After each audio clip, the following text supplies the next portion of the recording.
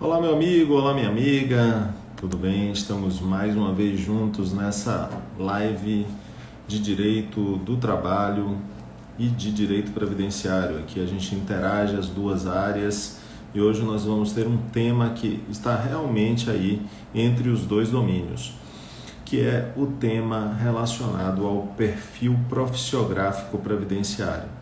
E nós recebemos hoje, salve, salve, Rodrigo, nós recebemos hoje uma visita muito importante, a visita da professora Adriane Bramante. A professora Adriane Bramante, ela tem sido uma das grandes estudiosas em matéria relacionada ao perfil profissiográfico previdenciário, porque é uma grande autoridade no estudo e na atividade concreta mesmo de advocacia naquilo que diz respeito à aposentadoria especial, essa aposentadoria tão complicada de ser alcançada, porque tão difícil de ser provada, né? E nós vamos hoje falar aqui justamente desse tema, alguns aqui já referenciaram o Desvendando o PPP. Eu vou até aproveitar esse comentário aqui feito pelo Polidório Filho para colocar, é o Desvendando o PPP ou Dissecando o PPP, em verdade, se alguém puder escrever aí, Dissecando em verdade, que é o nome até de um livro da professora Adriane Bramante. Cadê a Adriane? Já apareceu aqui? Já, a Adriane já está aqui. Então eu queria falar um pouquinho sobre a professora Adriane, antes de ela entrar, dizer que vai ser muito bom estar falando com ela, porque ela é efetivamente uma especialista, trabalha com isso durante todo o tempo, estuda esse tema, é uma estudiosa de todo o sistema que conduz à aposentadoria especial, e não há a negar que essa aposentadoria realmente é muito difícil de ser conquistada, porque é difícil de se demonstrar as condições que levam à aposentadoria especial. Então eu já vou fazer a solicitação para a professora entrar na sala e a gente vai fazer aqui um bate-papo muito bacana, a gente vai conversar sobre temas bem interessantes. Eu já vi que ela acenou aqui para mim e vou ver a solicitação e a professora. Isso eu vou escrevendo, alguém escreve aí para mim, por favor. O nosso tema é Dissecando o PPP, uma homenagem ao livro da professora Adriane. É esse o nome do Olá, livro, Dissecando o isso. PPP. Deixa eu pegar ele aqui. Peraí que eu tenho ele aqui Secando. pertinho. Peraí. Eu vou escrever aqui, professora, o nome do livro, Cadê meu livro? Dissecando. Acho que eu vendi todos. Não tenho nenhum Olha só que dissecando PPP aqui. maravilha, mas não pode ter vendido o seu próprio, né? Tem que ter Ai, não algum aí sei. para poder mostrar para o pessoal. Não tem como achar Ai, ele tá lá aí, no tá? escritório. Não tenho nenhum aqui. Ai, que dó.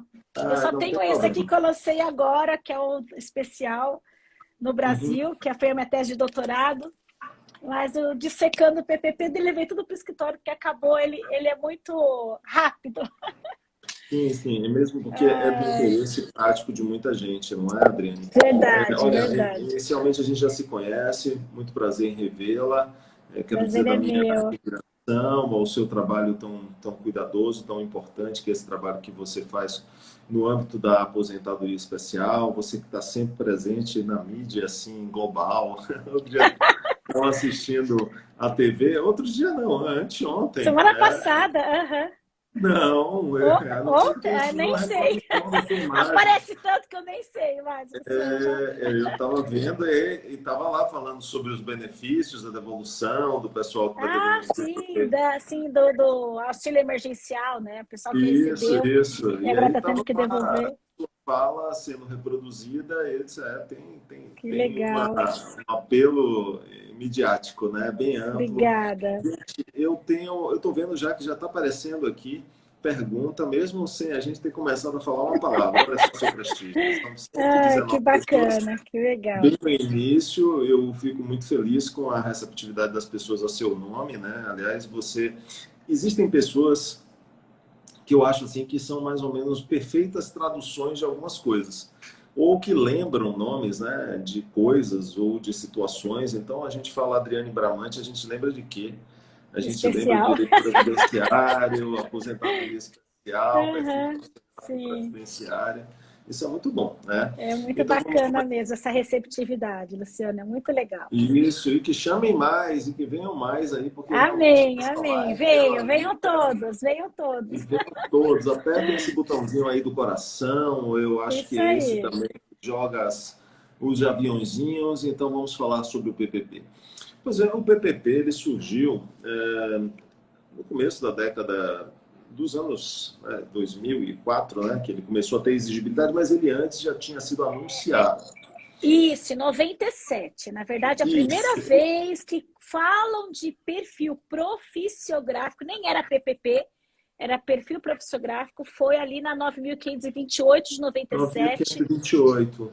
que ela muda a redação lá do artigo 58, assim, olha, o INSS vai ter um formulário, perfil profissiográfico, que vai ser baseado no laudo, então ele já começa com uma ideia, mas até ele ser implementado, demorou um tempo, porque ele é um documento cheio de informações, Detalhes, cheio de detalhes. detalhes. As Ele é empresas rico em não detalhes. queriam responder, porque ele tem várias sessões e dava muito trabalho para as empresas, elas não queriam responder, porque os outros formulários eram facinhos, né? Tinham ali só uns 8 pontos, uns 8 campos ali para preencher, era muito fácil. E o PPP não, ele vem com mais de 20 campos, com uma série de monitoração biológica, registros ambientais e uma série de informações que davam trabalho para as empresas, então ninguém queria Sim, responder. de fato, ele é de 97, mas a exigibilidade dele foi protraída 99, lá não, para 2004. mais adiante, 2004. Isso. Antes a gente tinha uma... sempre foi muito difícil essa área, né? Porque antes nós tínhamos uma série de formulários que as pessoas achavam que era o nome de SB40, inseticida, né?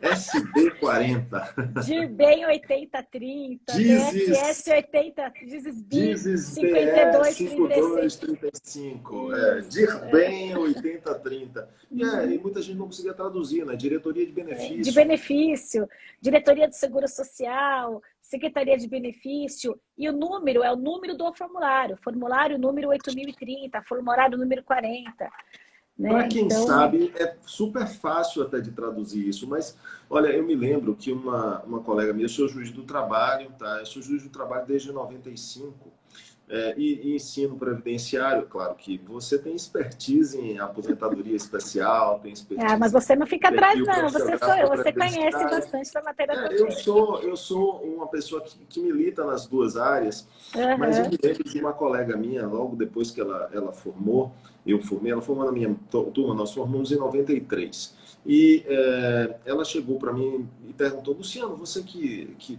atua na Justiça do Trabalho, ela tinha recebido uma ação, estão me pedindo aqui o SB 40. 40.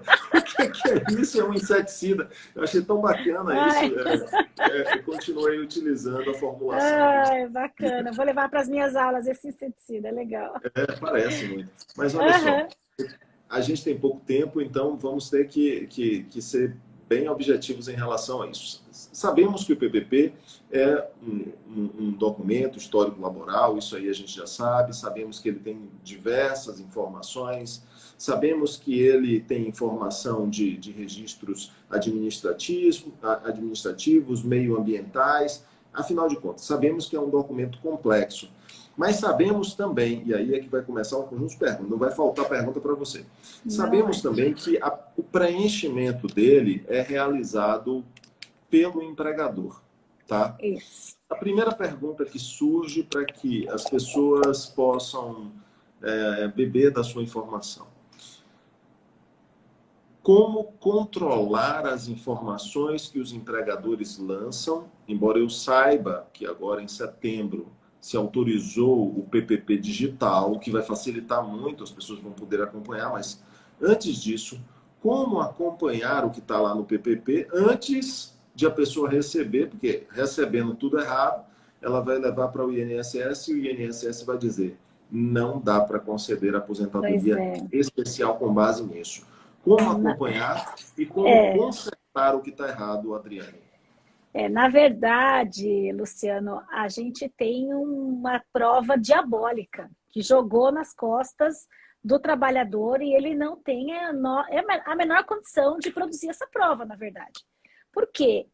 É uma prova que depende o segurado, que é o que trabalhou, depende da empresa. A empresa, por sua vez, ela vai contratar um engenheiro de segurança ou médico do trabalho que ou tem uma relação de subordinação com ela ou tem uma relação de prestação de serviço, uma relação comercial. Então, a empresa, esse laudo acaba não tendo nenhuma isenção, nenhuma neutralidade, porque é um laudo elaborado pela empresa, que tem interesse nas informações que são colocadas ali. Claro, então, a lei joga essa batata quente, né, esse ônus para o segurado, e ele é que tem que comprovar que ele trabalhou exposto aos agentes nocivos. Então, o que a gente vê na prática o PPP é um documento que é preenchido hoje. Esses formulários antigos que você falou, de 97 para cá, a empresa tinha que preencher o formulário e juntar o laudo. Então, a empresa fornecia o formulário, o DIRBEM 8030 e o laudo. A partir do perfil, o laudo fica arquivado na empresa e a empresa, então, preenche as informações que estão ali no laudo, no PPP, espelha as informações e fornece para o trabalhador aquele perfil. E aí o trabalhador pega aquele perfil e fala assim, mas escuta, eu não faço nada disso. Essa profissografia aqui... Ele não entende, porque quando ele vai para o escritório, eu leio a profissografia lá, o campo 14.2 para ele, ele fala assim, eu falei, o senhor faz isso? Não, nunca fiz isso. E ele leva, engraçado, porque ele leva, põe no envelope, e do jeito que ele pegou na empresa, ele leva pro advogado. E assim, ou leva para o INSS, e ele não lê, porque ele não entende aquele documento, que é um documento muito técnico, né? E ele acha que o fato de ter o PPP, aquele período dele já é insalubre, como ele chama, já é especial. E, na verdade, não é bem assim. Ele tem uma via crucis para conseguir o PPP, porque a empresa demora, a empresa não faz, a empresa enrola, a empresa fechou, a empresa faliu. Aí, depois que ele pasta ali para conseguir o PPP, ele leva o perfil para o INSS. Aí, o INSS tem mais uma série de problemas, ou porque não tem o carimbo, ou porque não tem o nome do cargo de quem assinou, ou porque o laudo está extemporâneo, porque não tem um engenheiro de segurança, ou órgão de classe. Então, o segurado fica nessa vibe de uma série de exigências da empresa que não quer fazer, do INSS que não aceita qualquer informação. Se não tiver, olha só, Luciano, se não tiver o carimbo com o CNPJ, o INSS indefere o processo. A perícia pode ter reconhecido o tempo especial, mas o INSS indefere porque não tem o carimbo. Mas, meu Deus, o que tem no carimbo? O CNPJ, que o INSS tem condições tranquilamente de acessar o sistema, de conferir no site da Receita se aquela informação está ali. Qual é a diferença que faz um carimbo para quem trabalhou exposto a agente nocivo? Então, é uma série de... É uma formalidade excessiva e que acaba comprometendo. Então, como é que esse segurado recebe esse documento e retifica? Como você perguntou, é muito difícil para o segurado. Ele acaba... Depende do caso, por exemplo, é um carimbo. Ele vai na empresa, pede o carimbo. É o nome do cargo de quem assinou, ele vai na empresa e pede o nome do cargo de quem assinou. Agora, se o problema é a profissografia, a atividade dele não é aquela que está descrita, se ele trabalhou exposto a agente nocivo que não estão ali, se as informações estão desencontradas, então, nesse caso, ele vai ter que entrar com uma ação trabalhista, porque aí a questão é discutir com o empregador o que realmente ele fazia, e aí vai depender de uma prova em outra seara, que aí é a seara trabalhista. E isso acaba demorando muito tempo para o trabalhador. Quanto tempo ele vai demorar com uma ação trabalhista? Se hoje, com a reforma trabalhista, se perder o processo, ele paga as despesas, paga as custas, paga honorários periciais. Então, fica bem complicado, né? Pode ou não pagar, né? Se ele for beneficiário da justiça gratuita... mas e aí até... mas não paga nada. Em realidade, fica lá com um tempo de expectativa, né? Esperando para pagar, mas geralmente não vou encontrar. Mas o que me causa, assim, digamos, uma necessidade de revisão, talvez o digital vá melhorar, é porque o indivíduo não pode ver, como, por exemplo, Quinisa, ele pode acompanhar a carteira de trabalho digital, os lançamentos, se foram feitos ou não pelo empregador, mas o PPP ele não pode acompanhar. Ele Mas só ele vai sabe do acompanhar, PPP quando ele pegar na mão. quando ele Esse receber. PPP eletrônico que vai entrar em vigor, na verdade, que passa a ser obrigatório a partir de 3 de janeiro de 2022 para as empresas Exatamente. com mais de 78 milhões, que é as empresas do primeiro grupo, para essas empresas, já a partir de 3 de janeiro, elas já não poderão mais emitir o PPP em meio físico. E o segurado terá acesso, assim como ele acessa o CNIS. Ele vai ter acesso através do meu INSS, que o INSS vai criar um canal para que ele possa acessar o seu perfil. E acessando esse perfil, também será criado um canal para ele poder fiscalizar. Dizer, olha, não é assim, esse período não é de acordo com o que eu trabalhei. E isso, Luciano, vai gerar mais um problema.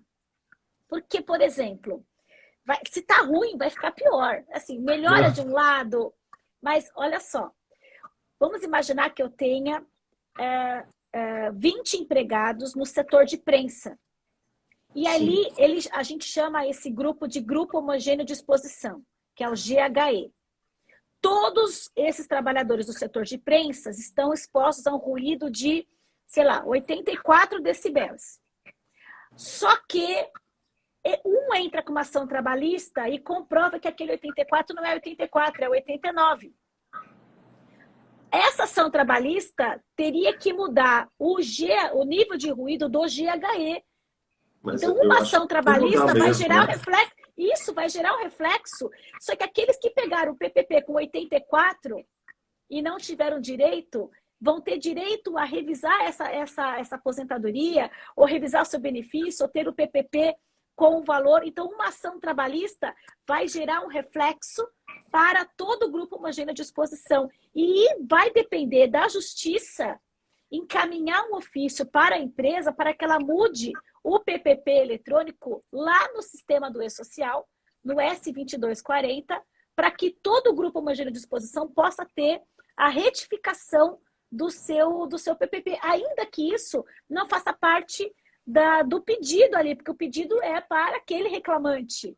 Então vejam que o reflexo disso nas ações trabalhistas também são interessantes. E outra, o perfil eletrônico ele vai ser obrigatório de janeiro de 2022 para frente, para esse grupo 1, e ele vai ser em meio físico para os períodos anteriores a dezembro de 2021. Então, o segurado que trabalhou numa empresa hoje, que vai pedir um PPP no ano que vem, ele vai ter 2 PPPs, o PPP físico e o PPP eletrônico. O eletrônico de janeiro de 2022... Isso acontece já com a carteira de trabalho, né? Isso, exatamente. Tem a eletrônica, mas ainda tem a versão física. Não é. Hoje você acessa a carteira eletrônica de tudo que está no CNIS. Você acessa a carteira digital de todos os períodos de trabalho do segurado. O PPP eletrônico, não. Ele não vai ter tudo, só vai ter a partir de uma data em diante. Exatamente. O PPP eletrônico vai ser assim. De 3 de janeiro de 2022, o período de trabalho de janeiro de 2022 para frente será eletrônico. De 2 de janeiro de 2022 para trás será físico. Nós vamos demorar 30 anos para essa transição acontecer. Ele não vai colocar o período para trás, né? O ciclo, né? Eu vejo aqui numa tabela que aparece do Ministério do Trabalho e Previdência, será até 11 de julho de 2022, né? Exatamente. 11 de julho de 2022. Até quando as empresas começam a ser obrigadas todas a ter esse... O grupo 4 vai cumprir a fase de eventos de saúde e segurança do trabalho. Então, nós vamos ter realmente que esperar, é claro, é uma transformação, né? É uma mudança que vai ser produzida e isso vai ser... Acho muito louvável essa mudança. Acho que a gente estava já há muito tempo esperando isso e eu tenho certeza que ela será muito, muito mas importante. você veja agora, eu vou dar a perspectiva dos magistrados, que, em realidade, um dos pedidos muito mais comuns que nós recebemos é assim, o indivíduo não expediu o PPP. né, ele não foi expedido. E aí se pede que se expeça o PPP, né? E, bom, se não se expedir o PPP, a gente pode aplicar uma sanção por não ter Claro, expedido o sim. PPP, que é uma sanção É uma obrigação pecuniária. acessória, né? Aham. Se o cara não fizer mesmo a expedição do PPP, quem vai expedir o PPP? A secretaria da vara vai fazer. Qual vai ser o Não, substituinte disso? Né? Então, esse é um grande problema e vai ainda se transformar em um problema maior no que diz respeito ao meio digital. O jeito é oficiar para os órgãos públicos que cuidam do assunto para que eles apenem, verifiquem, mas o trabalhador vai claro, ficar sem a sim. solução adequada para o caso concreto, né? Que é justamente o da chamada execução específica. Bom, eu não tenho um PPP, mas eu quero tê-lo. Não me deram. E, no final das contas, eu preciso dele para minha aposentadoria especial. Ele não reflete, porque tem empresa, Adriane, você bem sabe, que o que ela não quer e corre léguas é de pagar a contribuição adicional, né, de 6, 9, 12%. Ela não quer pagar isso, ou ela nunca pagou e ela vai ter que pagar. Né? Sim. E existem ações trabalhistas que reconhecem as tais condições especiais, mas não determinam o recolhimento da contribuição adicional. E as empresas têm horror disso. Eu até vi uma entrevista, uma live, eu acho que você fez com o Arthur. Arthur foi até meu aluno no programa de pós-graduação. Ah, que bacana, que Ele legal. faz aqui na Universidade Federal da Bahia. Aham. E eu assisti a sua live, eu vi a conversa sobre esse assunto Uhum. aqui.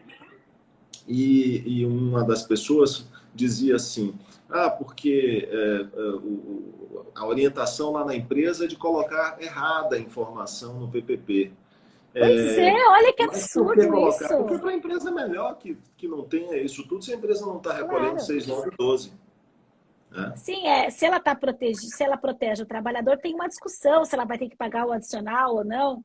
E o mais interessante é que, por exemplo, o Supremo Tribunal Federal, no tema 555, ele julgou que ainda que use EPI para ruído, não há EPI eficaz. Então, as empresas estão sendo autuadas hoje para pagar o adicional do SAT quando é ruído, já que o Supremo disse que para ruído não há EPI eficaz. Então, as empresas estão enlouquecidas por causa dessa decisão do Supremo, né? Que acaba Sim, comprometendo realmente. Por isso que a empresa não quer preencher, ela quer preencher o mínimo possível.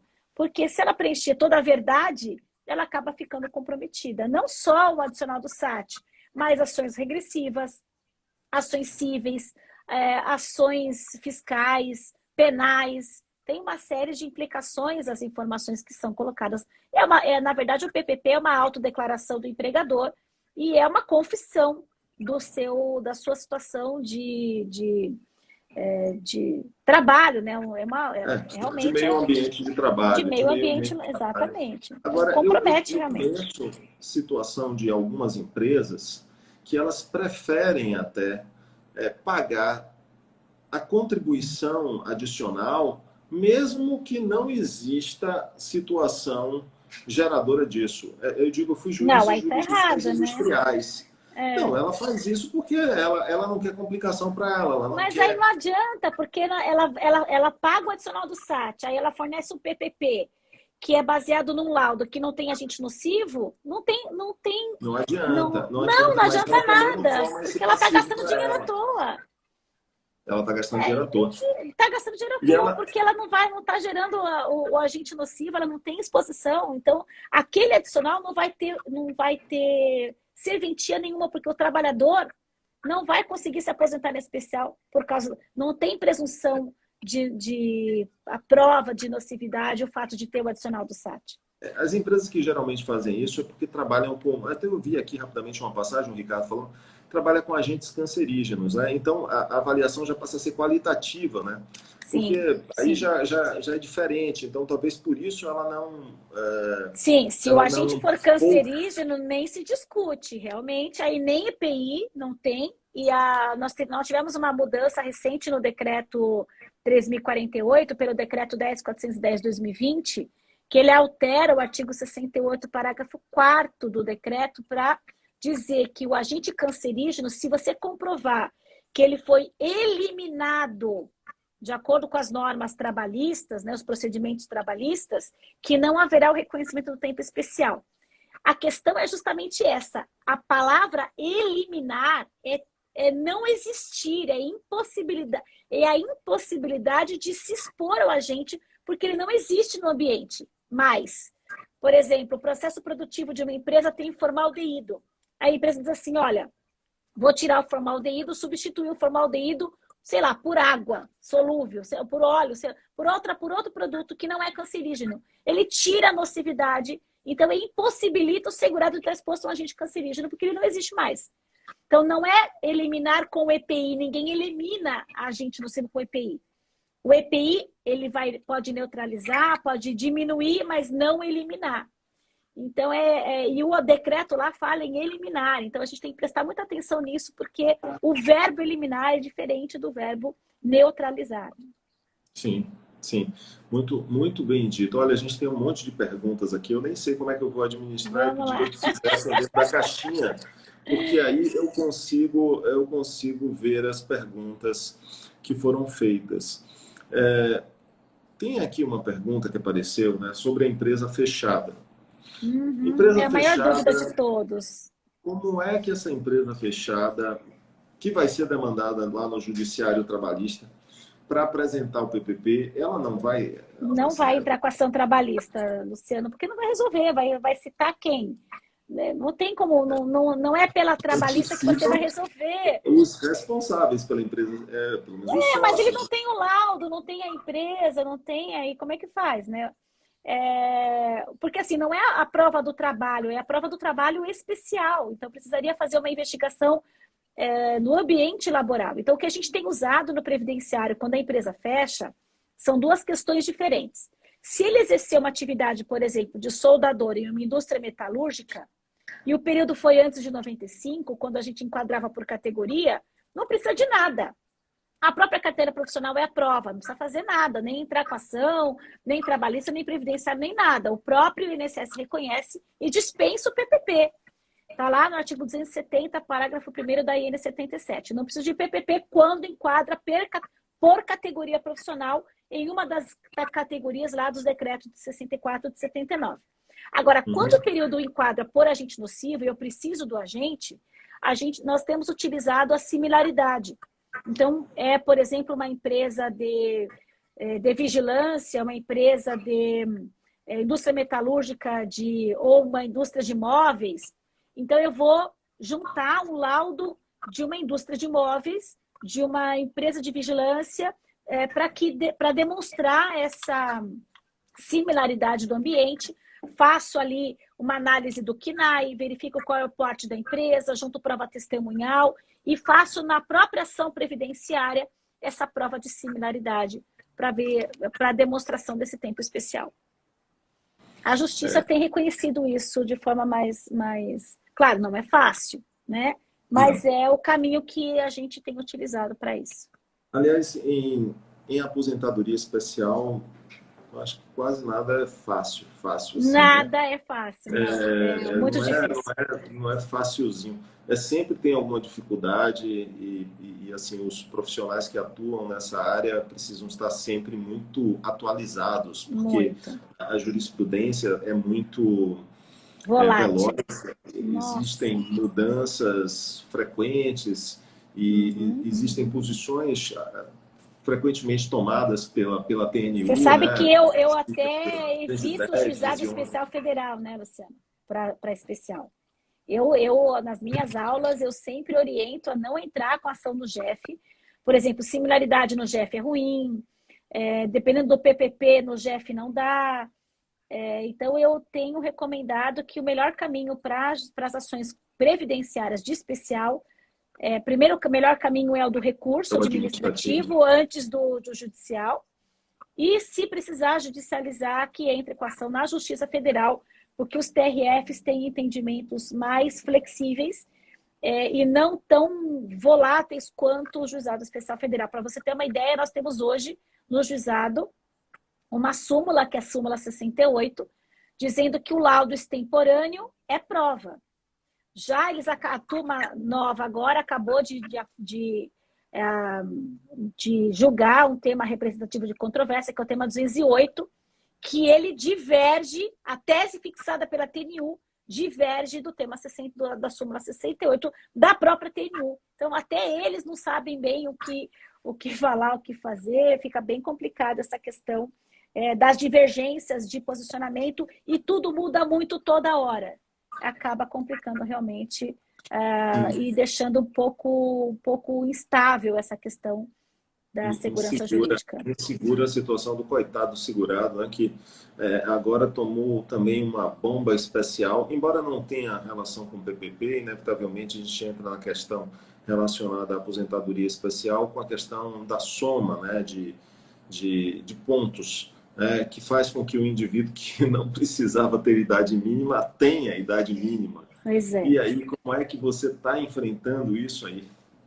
Olha, na verdade, os segurados estão desesperados. Assim, a reforma foi muito ruim, trouxe uma única transição, uma transição de pontos.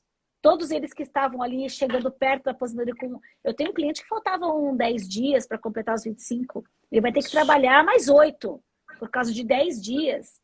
8 anos. Para completar os pontos, entendeu? Então, assim, as pessoas estão desesperançosas, na verdade. E o que a gente percebe é que o que vai sobrar mais é a conversão do tempo especial em comum, ao invés de eu ter a aposentadoria especial pura. Eu converto o tempo para aumentar meu tempo de contribuição, para eu alcançar uma regra de transição mais cedo do que eu alcançaria se eu tivesse numa especial, por exemplo. Então é bem... E há uma manifesta inconstitucionalidade nesse sistema de pontos que impôs disfarçadamente a idade mínima.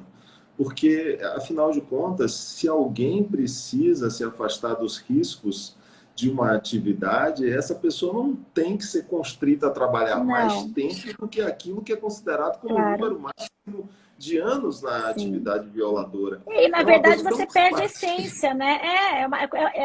Ela perde... Quando você exige a idade, você passa a ter uma presunção relativa de incapacidade e você perde a essência do benefício, que tinha uma essência protetiva.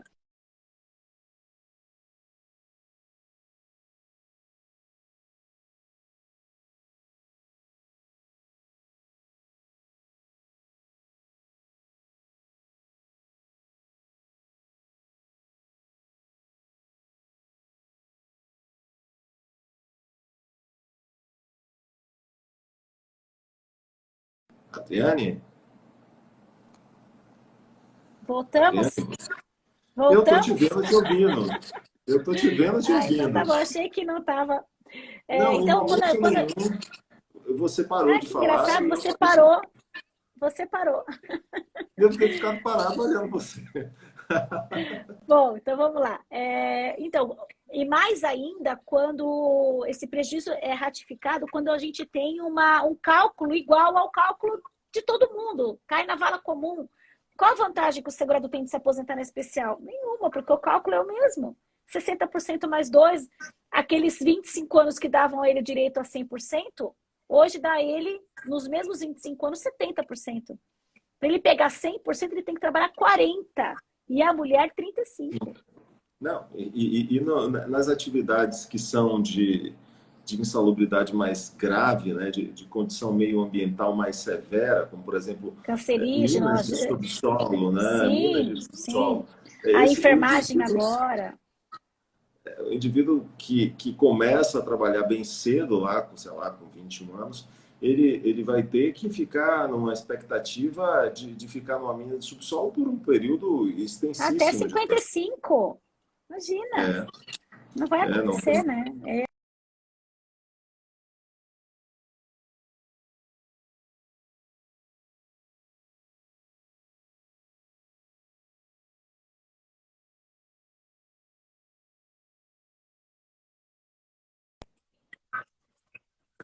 A conversão de tempo, quanto a idade mínima, quanto o cálculo da especial. Então, essa DI 6309, a gente espera que ela seja julgada pelo Supremo e que considere inconstitucional, pelo menos a conversão de tempo e o cálculo. A idade mínima, não sei se vai considerar, mas a conversão eu tenho fé que teremos, porque a gente já tem uma decisão no Supremo, no tema 942, quando julgou a conversão dos regimes próprios, e ele decidiu que ali a conversão ela é uma regra matemática que atende ao princípio da isonomia e não uma regra previdenciária. Né? Pois é, eu tenho algumas perguntas aqui e eu vou começar a fazê-las aos pouquinhos. Tá Tem uma Vamos de lá. LA Cordeiro. Pode ser feito o PAP para preencher o PPP? PAP que ela se refere seria É o da procedimento aposentadoria. administrativo. Ah, sim, sim. Procedimento PAP é procedimento administrativo previdenciário, é isso? Processo de... Porque o Não. PAP pode ser plano de aposentadoria programada. Não pode ser, É, né? é, PAP. é, na verdade, quem tem que preencher o PPP é a empresa, né? Não é o segurado. Não adianta você entrar com um processo administrativo e deixar que o INSS preencha o perfil. Não, você tem que juntar, dar entrada na aposentadoria já com a juntada desse perfil. Não sei se é essa a pergunta que A ela está pergunta está aí definindo como embaixo. PAP. Tá vendo? Então, pode ser feito o PAP. Mande esclarecimento, LA Cordeiro. Vamos ver uma outra. A próxima aqui na ordem seria essa aqui. Admite-se prova emprestada para correção de PPP? Acho que você já falou isso, né? Sim, sim, existe. A gente pode usar, por exemplo, eu posso usar como prova emprestada laudo de ação trabalhista do próprio trabalhador ou de outro colega dele de trabalho, mesmo que ele não tenha sido reclamante. O artigo 261 da IN 77 permite que ele use a ação trabalhista do colega dele, o laudo da ação trabalhista para comprovar o seu período de trabalho, desde que, claro, seja do mesmo setor, a mesma atividade, a mesma empresa. Você pode juntar, por exemplo, um PPP, um laudo, de um processo de uma outra aposentadoria, de um segurado que já se aposentou e quando ele se aposentou, a empresa forneceu para ele o laudo, forneceu o antigo SB40 ou DSS, isso está no processo de aposentadoria do amigo. Também pode ser utilizado, pode usar o laudo que esteja no sindicato da categoria. Então, aí vai da criatividade, né? De você poder reunir essas né? provas. Uhum, exatamente. Mas é E da possível, sim. iniciativa. Olha mais uma aí. Ó. Funcionário afastado, empregado afastado, 4 anos, deve ter os riscos preenchidos no PPP? Eu não entendi muito bem, Sara. Se Depende, você assim. entendeu. É que assim, a gente tem hoje um artigo 65, parágrafo único do decreto 3048, na redação antes do decreto 10.410, que o período de afastamento considera como tempo especial quando é afastamento por acidente do trabalho. Então, se ele ficou em auxílio doença, hoje auxílio por incapacidade temporária, mas acidentário, que é o B91, vai contar como tempo especial. E aí o tema 998, julgado pelo STJ, no recurso repetitivo, estendeu que também o benefício de natureza previdenciária, o B31, também seria especial. E aí, acho que é isso que ela está perguntando, se esse período de afastamento, que vai contar como tempo especial, teria que ter o agente nocivo. Eu entendo que sim, mantém a mesma coisa. E mesmo que não tenha, o decreto estabelece que antes dele sair do trabalho para o período de afastamento, ele tem que estar exercendo uma atividade especial. Então, o que importa para esse período ser especial é de antes do período do afastamento ele ter a exposição a agente nocivo. Sim, eu concordo plenamente com o seu posicionamento, é isso mesmo. Deixa eu me ver aqui. Tem mais... Opa, desculpe, eu acabei apertando o mesmo botão. Deixa eu novamente voltar aqui. Tá. Essa pergunta aqui se a dispensa tiver ocorrido há muito tempo, dá para fazer a reclamação? Claro, essa é uma declaratória. Não tem problema nenhum, não tem. Mas para a expedição do PPP já porque sem limites, pretensões de natureza declaratória, meramente declaratória, mas às vezes, para você fazer uma pretensão, uma declaração, você cria a obrigação. Então, você vai criar condenação. Isso é muito delicado. Né? Eu vejo, por exemplo, a situação que diz respeito à carteira de trabalho. Está lá escrito na CLT, artigo 11, que não teriam as pretensões meramente, inclusive utiliza-se meramente declaratórias. existem pretensões que vão além do declaratório, que visam constituir, visam condenar. Por exemplo, a carteira de trabalho não tinha gerado tanto problema porque tinha um dispositivo segundo o qual a secretaria poderia fazer de ofício, né? Mas isso acaba gerando diversas consequências. O entendimento tem sido um pouco diferente nesse sentido aí. Porque imagina, 10 anos a empresa fechou, eu preciso de um PPP, ajuizo uma ação contra a empresa. Eu só quero, não quero não mais do que isso, só a declaração da existência de um ambiente de trabalho que tenha sido considerado como nocivo. Isso vai gerar um monte de consequências, né? Inclusive para a própria empresa, inclusive de caráter tributário, talvez não, porque já tenha decaído o direito de recolhimento das contas. Mas por exemplo, se uma pessoa está lá com o PPP, pegou o PPP há 10 anos e está lá arquivado, aí vai pedir aposentadoria agora. Aí agora ela observa que aquele PPP está ruim, que não é adequado, ela vai pedir uma retificação do PPP. Ela não vai pedir adicional de insalubridade, periculosidade, ela só vai pedir a retificação para que aquele PPP conste o real ambiente de trabalho dela. E a justiça tem reconhecido aqui em São Paulo, ele vai retificar o PPP sem problema nenhum. Aí, nesse caso, não submete ao prazo, porque eu não estou pedindo nada, nenhuma verba condenatória, nada. Eu só estou pedindo apenas aquela retificação do PPP. E considerando que a informação que a empresa forneceu naquela época estaria errada, né? E ele só foi verificar quando ele pediu a aposentadoria. Então, dá tentar discutir isso também. Tem sido um motivo de uma confusão danada, mas esses temas mais delicados a gente vai deixar para depois. Aqui, a empresa está aberta, mas o dono desapareceu. Posso pedir perícia por similaridade? Pode, já falei, pode sim. Tem que pedir se a empresa sumiu, desapareceu. Agora, verifica se o período não dá para enquadrar por categoria, né? Também é possível. Buscar outros documentos alternativos, de repente a empresa tem o PPRA, tem o PCMSO. O ideal seria que se a empresa fosse obrigada tivesse sido obrigada, por exemplo, a depositar o laudo ou o PPRA no Ministério do Trabalho, da época, ou em algum órgão fiscalizatório, porque isso ajudaria que hoje nós pudéssemos ir buscar o PPRA de uma empresa que fechou.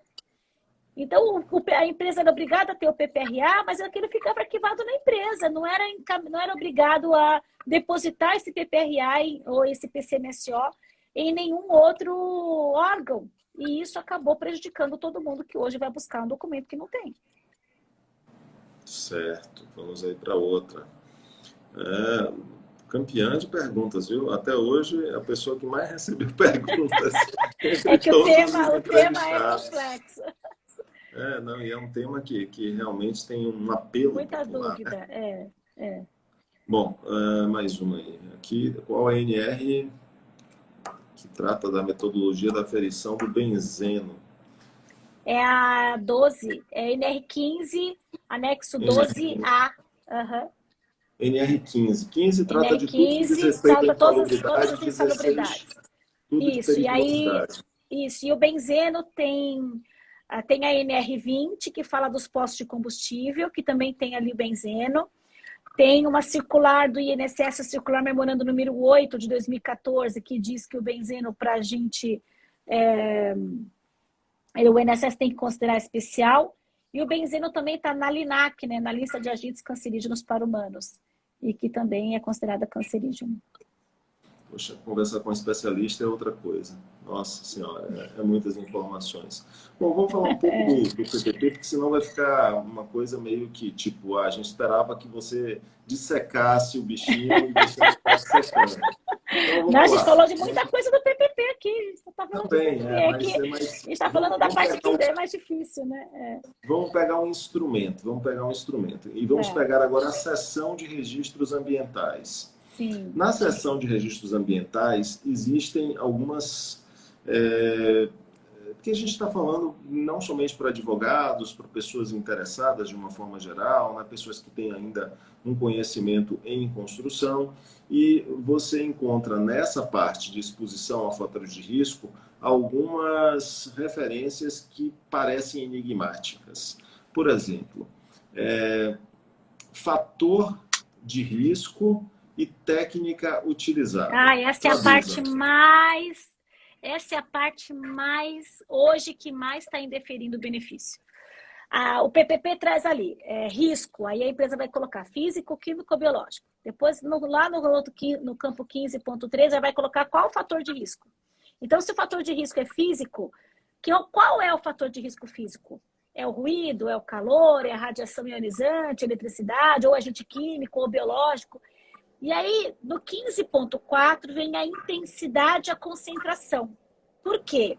Porque tem agentes que são qualitativos, que não precisam de quantidade, por exemplo, biológico, não tem quantos vírus, não tem como você mensurar. Então, ele é um agente nocivo qualitativo.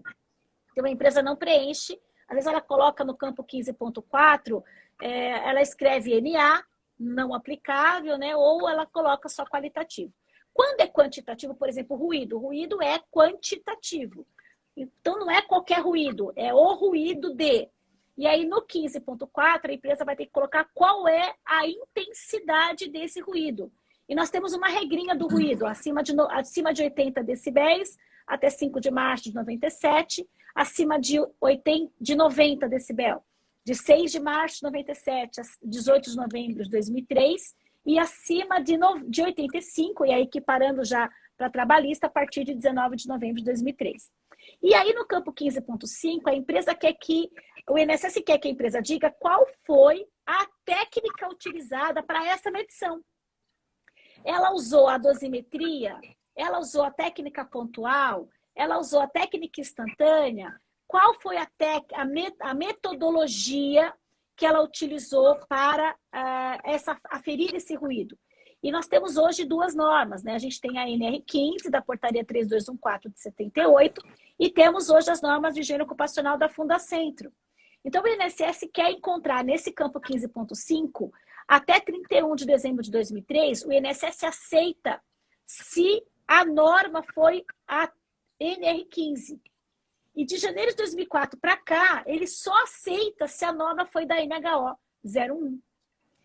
E ainda tem que colocar o NEM, que é o nível de exposição normalizado. Então, se não tiver isso, nem vai ser considerado especial o tempo especial. Nem que tenha lá 100 decibel, se não tiver o NHO-NEM de janeiro de 2004 para cá, o INSS vai indeferir. Hoje, esse é um dos motivos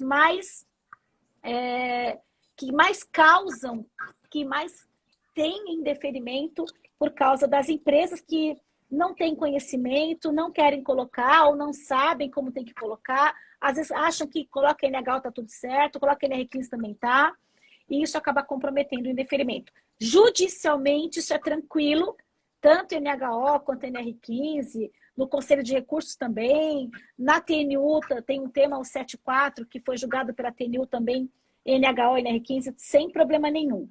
Mas no INSS, se não tiver NHO, nesse campo 15.5 do PPP, o INSS vai indeferir o seu processo. E não é só o NHO, NHO-NEM. O que é o NEM? Para quem nem sabe o que é o NEM. O NEM é um ajuste de tempo. Por exemplo, o segurado trabalha, a empresa fez a dosimetria do ruído, naquele aparelhinho, né, o dosímetro, e o ruído deu, sei lá, 89,5 decibel. Mas a jornada dele de trabalho não é de 8 horas, é de 9 horas. Então, a empresa tem que fazer o cálculo para ajustar esses 89,5 decibéis a uma jornada de 9 horas. Esse ruído de 89,5 vai para 90 ponto alguma coisa. Ou, se a jornada for de 6 horas, os 89,5 pode ir para 86 decibéis e diminuir o nível de ruído. Então, o que o INSS quer é ter a certeza que esse cálculo da dose esteja adequado à jornada de trabalho que o segurado tinha na empresa no período que ele trabalhou, para não gerar conflito de informação errada de que aquele 89,5 não era o correto, porque, na verdade, a jornada dele de trabalho foi de 6 horas. Então, é isso que o INSS quer quando exige que coloque o nível de exposição normalizado no PPP. Maravilha. Existe um manual de preenchimento do PPP, manual público, porque eu Existe sei que nada. você tem o seu Tem o livro, meu. eu sei que você tem o seu livro Dissecando o PPP, que é o manual de Uhum. preenchimento. Não, Mas tem. existe um público, ou seja, um que tenha sede em uma instrução normativa Tem, ou tem, em uma... tem. Na verdade, assim, na verdade, nós temos o Manual da Aposentadoria Especial, que é a Resolução 600 de 2017. Teve uma Anotem aí, atualização em 2018, resolução número... 600 de 2017. Uhum. Só que a resolução 600 ela é bacana, ela é boa, ela até traz umas informações bem interessantes, só que ela é o manual do INSS, né? Ela não traz as divergências, as Claro. informações, o que o INSS aceita, o que não. Mas é bacana, eu acho que todo advogado, toda pessoa que trabalha com PPP tem que conhecer o manual, é obrigatório conhecer o manual, baixar aí a resolução 600 de 2017, que é muito importante, ela traz informações de cada agente nocivo, do ruído, do calor, dos óleos minerais, que também é bem divergente, o hidrocarboneto, que é um hidrocarboneto, como é que ele funciona. A questão dos EPIs também hoje é uma questão bastante controvertida. Nós temos uma afetação no STJ do tema 1090 para discutir a questão dos EPIs, se a informação ali de EPI no PPP é suficiente, se é possível abrir prova para tempo especial, enfim. Inclusive, esse tema 1090 é o que está afetando todos sobrestando, na verdade, todas as questões que discutem EPI em todas as instâncias aí da Justiça Federal, enquanto o STJ não julgar essa matéria. Tem um outro tema afetado também, que é o tema 1083, que discute ruído variável. Então, por exemplo, lá no PPP, você tem ali um ruído de 82 a 94 decibéis. Qual é o ruído certo? É o de 82? É o de 94? É a média dos dois? É o ruído de pico? Ou tem que calcular o NEM? Então, é isso que o STJ quer discutir nesse tema 1083, que está afetado também como repetitivo. Ah, que bom. Bom, então a gente precisa. Olha, faltam poucos minutos para terminar a live.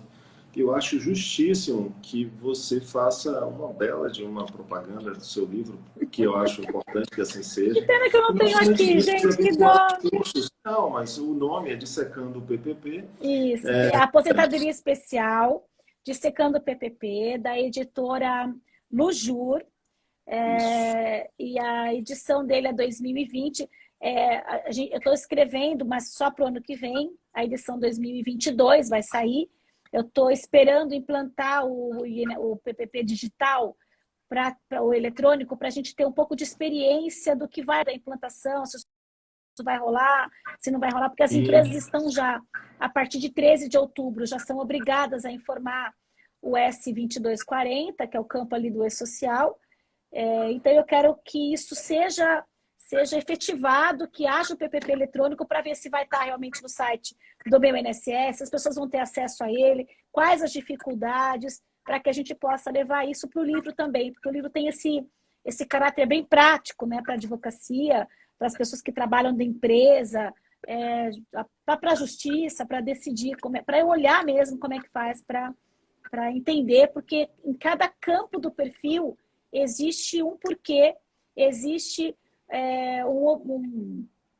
um mundo, né? Em cada campo tem um mundo.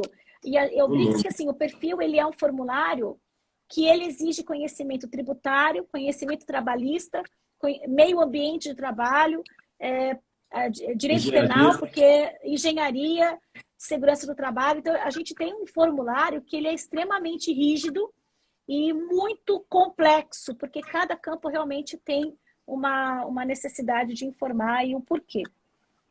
Então, Sim, sem precisa dúvida. ter. E os cursos? Os cursos também são alguma coisa que pode interessar o seu público? Como eu sou presidente do IBDP, do Instituto Brasileiro de Direito Previdenciário, eu tenho lá no IBDP um curso tem dois, tem o Dissecando o PPP e tem um curso de impugnação de EPI, porque é uma matéria muito técnica, então nós fizemos um curso com o engenheiro de segurança Sandro Andrioli Bittencourt, e nós, então, eu falo da parte jurídica dos EPIs, e ele fala da parte técnica, como é que você olha um CA, como é que você olha uma ficha de fornecimento de entrega, como é que você observa se o CA está vencido, se não é adequado ao risco, a higienização, a troca periódica e todas aquelas informações da NR6, né? Que são importantes. Isso é bom. Esse conhecimento, digamos, multidisciplinar, como você falou, é um formulário que tem informação de... A gente esqueceu também de falar em referência às informações médicas, né? Tem lá a seção de resultados... Sim, é que essa parte médica, é bom até você ter falado nisso, Luciano. Essa parte médica, hoje, ela é desnecessária. Tanto que o artigo 268, inciso 5º da IN 77, e esse tema 268 da TNU dispensam a informação do campo 18 e do campo 19, aliás, do campo 17 e do campo 18, que tratam da informação de monitoração biológica. Por quê? Porque ali a empresa teria que colocar as informações de exame admissional, periódico, demissional, e como isso é informação médica, tem uma resolução do Conselho Federal de Medicina, resolução 1715 de 2004, 1715 de 2004, que ela estabelece a desnecessidade de preencher esse campo 17. Se não precisa das informações biológicas, de monitoração biológica, não precisa do responsável por essa informação também, que é o que vem depois do campo 18. Então, o INSS tem dispensado as informações relativas a isso. Não, faz bem, né? Por conta de uma autodeterminação informativa. Exatamente.